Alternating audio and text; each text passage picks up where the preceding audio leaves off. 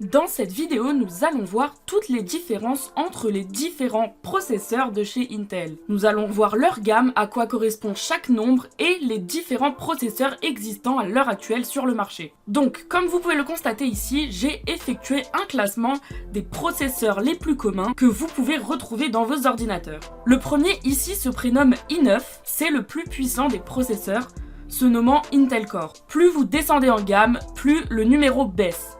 Vous pouvez constater que l'on passe donc de i3 à i9 en passant par i7 et i5.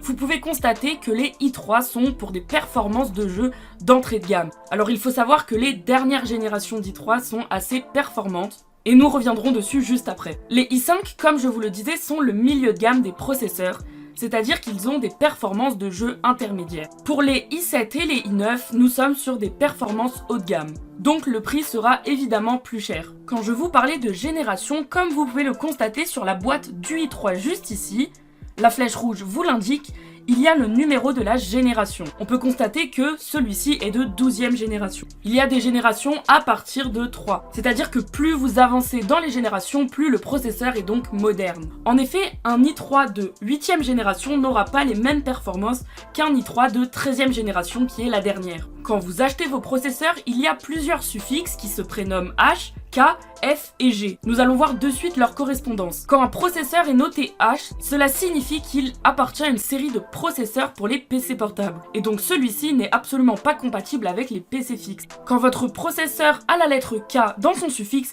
cela signifie que c'est un processeur de bureau qui permet d'overclocker votre PC.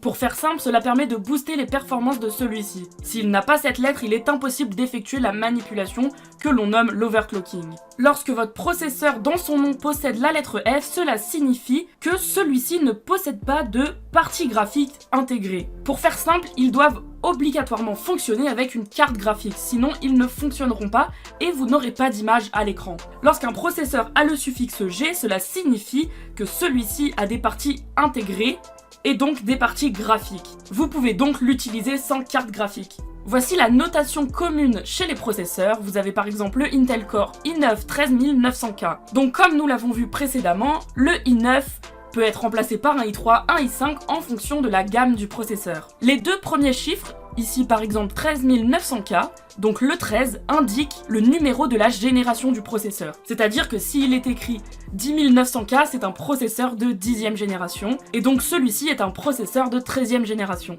Il faut savoir qu'à l'heure actuelle, la 13e génération est la dernière proposée par Intel. Les chiffres suivant le numéro de génération sont le numéro du processeur. En effet, plus le numéro est élevé, plus le processeur est haut de gamme. Alors il n'y a pas de 13500, 600, 700, ce sont des chiffres qui varient généralement entre 400, 800, 900.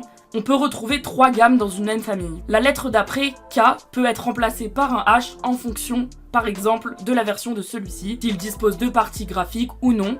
Et donc le K peut être remplacé par toutes ces lettres ici à l'écran. Maintenant que vous en savez un peu plus sur les processeurs Intel, si vous voulez en apprendre davantage sur ceux de la concurrence et donc chez AMD, nous avons fait une vidéo dessus et le lien se trouve dans la description. Et voilà, n'hésitez pas à nous donner vos meilleures idées en commentaire, à vous abonner à la chaîne, à commenter et à liker la vidéo, et on se retrouve pour plus d'astuces et de tutos en 1 minute.